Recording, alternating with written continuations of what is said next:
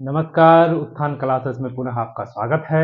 आज फिर हम एक नए विषय को लेकर उपस्थित हैं। कल जैसा कि हम लोगों ने चर्चा किया था, जो प्राचीन इतिहास जानने के 2 स्रोत हैं मुख्य रूप से, एक है साहित्यिक स्रोत, जिसकी चर्चा कल हमने विस्तार से की, और आज हम चर्चा करेंगे पुरातात्विक स्रोत।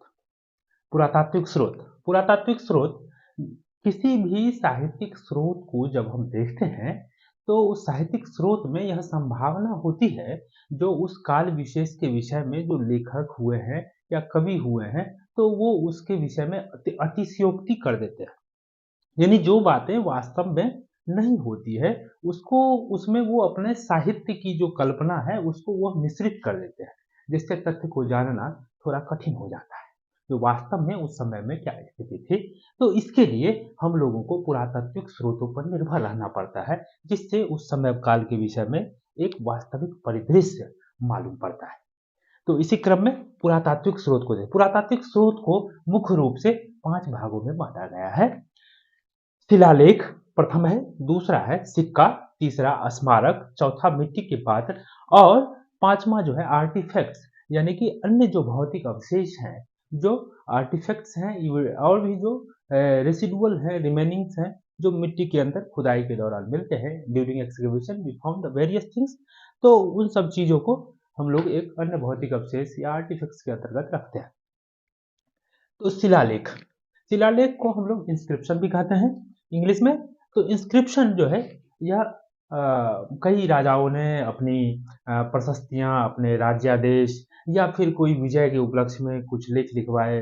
तो ये सब जो लिखवाए हैं, वो जब हमें साक्ष्य के रूप में मिलता है, तो वास्तव में उनका राज्य विस्तार क्या था, उनकी क्या उस समय की शक्तियां थी, ये सब विस्तार से हमें पता चलता है। तो इसमें देखते हैं मुख्य शिलालेख क्या है। शिलालेख में हम उन ताम्रपत्र और अभिलेखों को भी कंसीडर करते हैं। ताम्रपत्र यानी कि तांबे के पत्रे पर जो पत्र पर पतले चादर पर जो लिखे जाते थे, उन सबको भी कंसीडर करते हैं। तो सबसे पहले हम देखते हैं सोहगौरा का ताम्रपत्र। यह ताम्रपत्र यह चंद्रगुप्त मौर्य के समय का है। चंद्रगुप्त मौर्य का सोहगौरा का ताम्रपत्र है। अशोक के शिलालेख जब हम प्राचीन भारत की बात करते हैं, मौर्य वंश की बात करते हैं, तो अशोक के शिलालेख और स्मारक उनके द्वारा जो उसके द्वारा जो शिलालेख जो उत्कीर्ण करवाए गए थे, और इसमें राज्यादेश मुख्य रूप से लिखे गए थे, उसके बगैर यह अशोक के समय को हम लोग नहीं संपूर्ण रूप से समझ सकते हैं।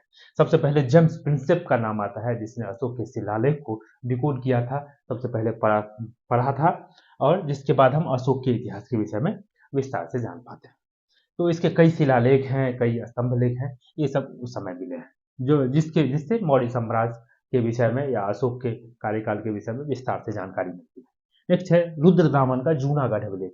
जूनागढ़ अभिलेख में मुख्य रूप से जो एक लेख था, सुदर्शन झील था, उसके रिपेयर इन्होंने कराया था। चंद्रगुप्त मौर्य ने निर्माण किया था और रुद्रदामन ने इसको रिपेयर कराया था, तो उसके विषय में यह जानकारी देता है जूनागढ़ अभिलेख। उसके बाद है हाथी गुम्फा अभिलेख। हाथी गुम्फा अभिलेख यह खारवेल उड़ीसा के कलिंग उड़ीसा के क्षेत्र में पड़ता है। वहाँ के राजा जो हुआ करते थे खारवेल, तो उससे संबंधित यह हाथी गुम्फा का अभिलेख है। फिर आगे है एहोल शिलालेख। पुलकेशिन द्वितीय के समय का यह है। पुलकेशिन द्वितीय का यह एहोल शिलालेख है, जो उसके विजय के संदर्भ में या हर्षवर्धन पे विजय के संदर्भ में यह लेख वर्णन करता है, जो रवि कीर्ति के द्वारा लिखा गया था। आगे देखते हैं मंदसौर का प्रस्तर अभिलेख। यह यशोवर्मन के समय का है। मंदसौर का प्रस्तर अभिलेख, यह उसके समय काल के बारे में राजनीतिक घटनाओं के विषय में जानकारी मिलती है। बांसखेड़ा का ताम्रपत्र अभिलेख, यह हर्षवर्धन के समय का है, जो हर्षवर्धन का बांसखेड़ा का ताम्रपत्र अभिलेख है, जिसमें बांसखेड़ा का ताम्रपत्र, जिससे उसकी राजनीतिक स्थितियों के विषय में पता चलता है।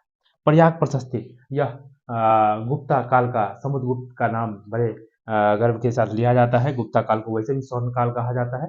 तो उस समय में समुद्रगुप्त एक महान शासक हुआ, जिसने जो है क्या किया, प्रयाग प्रशस्ति एक स्तंभ लेख लिखवाया, जो जिसमें उसके विजय अभियान का वर्णन है, जो दक्षिण भारत में 9 राजाओं को, 12 राजाओं को उसने हराया, उसने जीता। उन सब चीजों का उल्लेख है उसमें। तो नेक्स्ट हम लोगों ने शिलालेख में देखा सोहगौरा ताम्रपत्र चंद्रगुप्त मौर्य का। अशोक के शिलालेख देखा। रुद्रदामन का जूनागढ़ अभिलेख देखा। खारवेल का हाथी गुम्फा अभिलेख देखा। पुलकेशिन द्वितीय का ऐहोल शिलालेख देखा। और यशोवर्मन का हमने मंदसौर प्रस्तर अभिलेख देखा। और फिर हर्षवर्धन का हर्ष का बांसखेड़ा का ताम्रपत्र अभिलेख देखा, प्रयाग प्रशस्ति अभिलेख समुद्रगुप्त का ये हमने देखा। तो ये सब शिलालेख और इसके अतिरिक्त भी अन्य जो शिलालेख आते हैं तो इसको एक पुरातात्विक स्रोत के अंतर्गत हम लोग रखते हैं, जिससे उस समय काल के विषय में उसकी राजनीतिक स्थिति, सामाजिक स्थिति, सांस्कृतिक स्थिति इन पर प्रकाश पड़ता है, जिससे एक स्पष्ट और वास्तविक इतिहास उभर कर सामने आता है। नेक्स्ट है सिक्का। अगर सिक्का की चर्चा करें तो सिक्का के अध्ययन को न्यूमिस्मेटिक्स कहा जाता है। उसी तरीके से शिलालेख के अध्ययन को एपिग्राफी कहा जाता है और सिक्का के अध्ययन को न्यूमिस्मेटिक्स कहा जाता है। तो फिर सिक्का सिक्का अगर बात करें तो वैदिक काल में निस्क सिक्का जो स्वर्ण सिक्का या सिक्का को संबोधित करता था, हिरण्य पिंड इसका भी नाम आता है, जो वह भी एक स्वर्ण पिंड को यह इंगित करता था। खैर, लेकिन सबसे पहले प्रमुख जो है आहत सिक्का, जिसको पंचमार्क कॉइन कहा गया। भारत के अगर सिक्के के इतिहास की बात करें तो सबसे प्राचीन सिक्का आहत सिक्का है। उसके बाद स्वर्ण सिक्के है ना, ये बैक्टीरियन जो शासक थे, ग्रीक शासक थे, उनके द्वारा स्वर्ण सिक्के जारी किए गए सर्वप्रथम। उसके बाद वैसे कुषाण शासक के द्वारा सबसे पहले स्वर्ण सिक्के जारी किए गए। ताम्र के सिक्के, तांबा के सिक्के जारी किए गए, चांदी के सिक्के जारी किए, सीसा के सिक्के जारी किए, यानी कि इस तरीके से कई सिक्के जो है कालांतर में हम लोग देखते हैं यह जारी किए गए। इससे यह पता चलता है, जो कई बार क्या होता है, कई जो राजा थे उनके विषय में विस्तृत जानकारी नहीं मिल पाती है, कहीं उसका उल्लेख या साहित्यिक स्रोत अन्य नहीं मिल पाता है। जो सिक्का मिलता है जिस पर कई बार राजाओं ने अपने उस पर चित्र अंकित करवाए, अपनी मुद्राएं अंकित करवाए, अपने लेख अभिलेख कुछ लिखवाए, तो इससे उसकी धार्मिक आस्था, जैसे समुद्रगुप्त का सिक्का जो है वीणा बजाते हुए सिक्का, तो इस सबसे उसके वीणा बजाने के कौशल का पता चलता है। उसमें लक्ष्मी का चित्र, विष्णु का चित्र, तो यह सब चित्र और फिर राजाओं के चित्र भी, तो ये सब क्या और उस पे लिखे गए लेख, तो यह सब उस काल विशेष के राजा की क्या मतलब आस्थाएं थी इसके विषय में जानकारी मिलती है। और भी अन्य चीजें, उस समय की आर्थिक स्थिति कैसी थी। जैसे कई बार क्या होता है, सोने के सिक्के अगर जारी किए जाते थे तो सोने के सिक्के की अगर गुणवत्ता कमजोर हो रही है, कम हो रही है, गुणवत्ता कम होती चली जा रही है, तो इस क्रम में हम लोग यह अनुमान लगाते हैं जो वह से उस समय आर्थिक स्थिति में गिरावट दर्ज की गई, यानी गिरावट होने के कारण सोने के सिक्के जो है उसमें मिलावट देखने को मिलता है। तो यह सब सिक्का के माध्यम से ही उस समय काल परिस्थिति की, उस समय विशेष की, जिस समय का वह सिक्का है उसकी आर्थिक स्थिति के विषय में, उस धार्मिक आस्था के विषय में, सांस्कृतिक स्थिति के विषय में यह सब जानकारी मिलती है।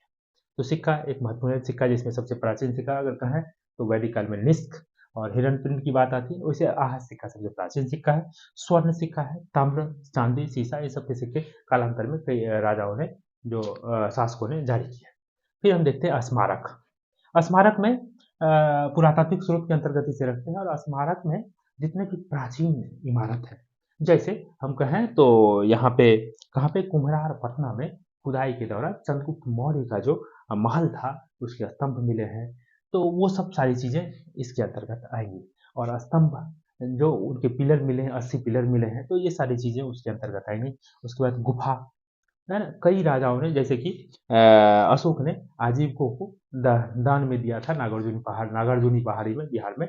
तो ये सब जो गुफा का निर्माण कराना, और खास करके अजंता की गुफा, एलोरा की गुफा, ये सब हम सुनते हैं, भाजा कार्ले की गुफा, बाजा कार्ले का चैत्य जो है, तो ये सब हम लोग सुनते हैं, बाघ की गुफाएं। तो ये सब गुफा जो है उस समय जितने भी बौद्ध थे या जैन धर्मावलंबी थे, तो उनके भिक्षुकों को रहने के लिए, वर्षावास के लिए, आराधना के लिए, पूजा के लिए राजाओं के द्वारा बनवाए जाते थे। उसमें चित्र होते थे, उसमें कई सारी चीजें होती थी, जो उनके रहने के आवास के तौर तरीके थे, उनके आस्थाओं से जुड़े हुए चैत्य बनाए जाते थे। तो ये सारी चीजों का अध्ययन करके उस समय के विशेष के विषय में हमें सांस्कृतिक गतिविधियों के विषय में जानकारी, खास तौर से उनके रहन सहन, खान पान, वेशभूषा, भाषा, इन चीजों की जानकारी मिलती है।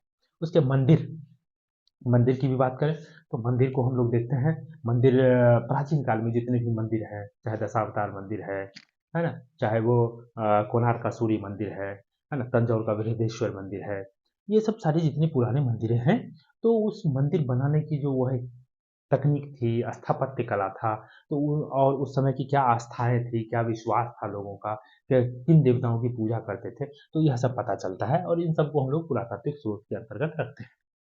तो पुरातात्विक स्रोत में वैसे मंदिर कहें तो मंदिर निर्माण की 3 जो स्थापत्य कलाएँ थी, जो प्रसिद्ध थी, 3 शैली प्रसिद्ध रही, जिसमें नागर शैली सबसे प्राचीन है। नागर शैली है, फिर आपको द्रविड़ शैली है और फिर बेसर शैली है। तो इसी तरीके से फिर आगे देखते हैं स्तूप। स्तूप की बात करें तो स्तूप एक प्रमुख पुरातात्विक स्रोत के रूप में रहा है। स्तूप का निर्माण, चैत्य का निर्माण, यह सब जो है ये बौद्ध धर्म से संबंधित चीज़ें हैं।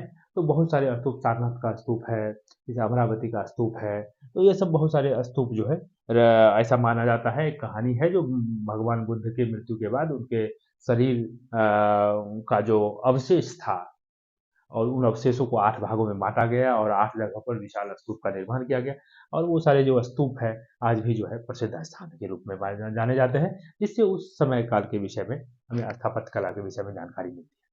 नेक्स्ट है मिट्टी के पात्र।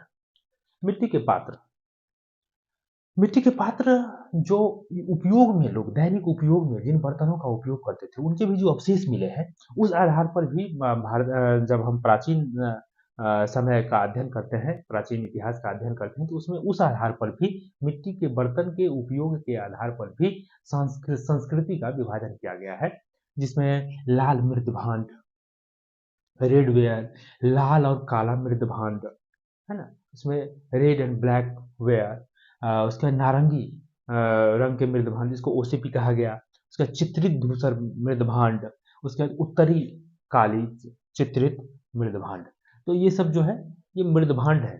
जैसे कि अगर वैसे कहें तो वैदिक काल में पहले लाल मृदभांड मिलते थे, बाद में काला उत्तर वैदिक काल में, तो या उत्तरी काली चित्रित मृदभांड उसके बाद वाले समय में।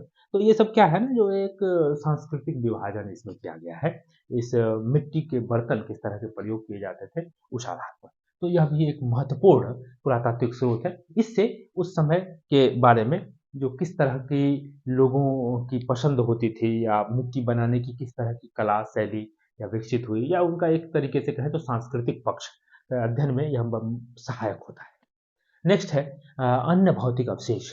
इसके अंतर्गत कहें तो पत्थर के औजार, जैसे हम अगर पूरा पाषाण काल की बात करें या फिर पूरे पाषाण काल की बात करें तो पाषाण काल कहते 5 लाख बीसी से लेकर के और ये 4000 बीसी तक का जो यह समय रहा है, पूरा पाषाण काल, मध्य पाषाण काल, नव पाषाण काल, यह जो समय है मानव के इतिहास में एक कह सकते हैं बहुत ही विस्तृत समय है, जिसके विषय में हमें बहुत कुछ स्पष्ट जानकारी नहीं है और कोई अन्य स्रोत, केवल पुरातात्विक स्रोत के अतिरिक्त कोई अन्य स्रोत भी नहीं है ना? We have no other sources to study about a long period of human history.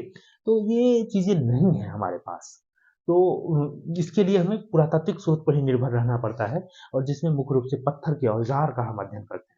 पूरा पाषाण काल में किस तरह का पत्थर का प्रयोग करते थे, पूरा पाषाण काल में कैसे किस पत्थर का प्रयोग करते थे, उस आधार पर उनकी संस्कृतियों का, उनके रहन-सहन, खान-पान, वेशभूषा, भाषा, उनकी सांस्कृतिक जो पक्ष है, उनका जो भौतिक पक्ष है ना? सभ्यता का पक्ष है, उनको जानने का प्रयास किया जाता है।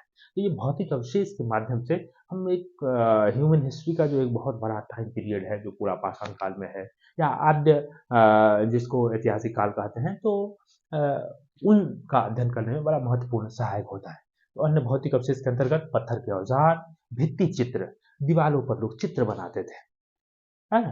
तो वो भित्ति चित्र बड़ा महत्वपूर्ण है। आज भी अजंता की गुफा में जो भित्ति चित्र बने हैं दीवालों पर, वो जो बने हैं उसमें जिस तरह के रंग के प्रयोग किए गया है, उसमें किस टेक्निक का प्रयोग किया गया है और इतने आकर्षक चित्रों का निर्माण किया गया है। तो वो एक बड़ा महत्वपूर्ण ऐतिहासिक सोर्स है, पुरातात्विक साक्ष्य है, जो उस समय के इतिहास को बयाँ करता है, उस समय की संस्कृति, उस समय की कलाकृतियों को बयाँ करता है। और मूर्तियाँ, जैसा कि मूर्तियों की बात करें तो प्रारंभ से ही हम देखते हैं सिंधु घाटी की सभ्यता से ही जिसमें नर्तकी की मूर्ति मिली है, पुजारी की मूर्ति मिली है। उसके बाद के समय में भी जब हम देवी-देवताओं को मानने लगे, हमारी आस्थाएँ कहीं पे हम अपना निरूपित करने लगे, मानने लगे, तो उस क्रम में हमने मूर्तियों में देवत्व का वास किया और फिर उनकी आराधना की। तो और उसके और क्या मनुष्यों की मूर्तियों का भी निर्माण किया उस देवताओं की मूर्ति के अतिरिक्त। तो मूर्तियाँ अपने कला, अपने मानव मन की कल्पनाओं को व्यक्त करने का यह भी एक महत्वपूर्ण माध्यम है। तो मूर्तियों के माध्यम से भी हम उस समय की संस्कृतियों का अध्ययन करते हैं। तो इस तरह आज हमने देखा पुरातात्विक स्रोत। पुरातात्विक स्रोत के अंतर्गत हम लोगों ने देखा जिसे 5 भागों में बांटते हैं मुख्य रूप से, जिसमें शिलालेख, सिक्का, स्मारक, मिट्टी के पात्र, अन्य भौतिक अवशेष। जिसमें शिलालेख में सोहगौरा का ताम्रपत्र अभिलेख, अशोक का शिलालेख, जूनागढ़ का अभिलेख, हाथी गुम्फा का अभिलेख, ऐहोल का शिलालेख, मंदसौर का अभिलेख, बांसखेड़ा का ताम्रपत्र अभिलेख, प्रयाग प्रशस्ति अभिलेख। इसी क्रम में सिक्के को मैंने देखा, सिक्का निस्क जो वैदिक काल में प्रयोग में आते थे, उसके आहत सिक्का, स्वर्ण सिक्का, ताम्र सिक्का, चांदी का सिक्का, सीसा का सिक्का। इसी क्रम में फिर स्मारक देखते हैं। स्मारक में इमारतें इसके अंतर्गत आती हैं, स्तंभ, गुफा, मंदिर, स्तूप, ये सब इसके अंतर्गत आते हैं। और फिर मिट्टी के पात्र, इसमें लाल मृदभान, लाल और काला मृदभान, नारंगी रंग के मृदभान, उसके बाद चित्रित धूसर मृदभान, उत्तरी काली चित्रित मृदभान और अन्य भौतिक अवशेष। इसके अंतर्गत पत्थर के औजार, भित्ति चित्र, कलाकृतियां, मूर्तियां, ये सभी पुरातात्विक स्रोत साहित्यिक स्रोत को क्रॉस चेक करती है और एक प्रमाणिक इतिहास प्रस्तुत करने का कार्य करती है। इसलिए जितना साहित्यिक स्रोत का महत्व है उतना ही पुरातात्विक स्रोत का, और दोनों मिल करके एक निष्पक्ष और निरपेक्ष और वास्तविक इतिहास के निर्माण में सहायक होती है। तो आज के लिए इतना ही, और फिर हम कल पूरा पाषाण काल या कहे तो पाषाण काल को लेकर के आप लोग के समक्ष उपस्थित होंगे। तो फिर विदा से पहले, जैसा कि मैंने पहले ही कहा था कि एक आप लोगों को हम अपनी रचना है जो हम 2 लाइन आप लोगों को मोटिवेशनल लाइन आपको बताएंगे कि जो ढूंढे या राह बनाए, जो संकट में नहीं घबराए, उसका भाग्य नहीं सोता है, वो ही शिखर पुरुष होता है, वो ही शिखर पुरुष होता है। धन्यवाद। तो आप लोगों से विनम्र आग्रह है कि यदि यह क्लास आपको अच्छी लगती है तो अपने मित्रों को जो कॉम्पिटिटिव तैयारी कर रहे हैं, जिनके लिए उपयोगी है, उन तक जरूर पहुंचाएं, लाइक करें, सब्सक्राइब करें, शेयर करें। धन्यवाद।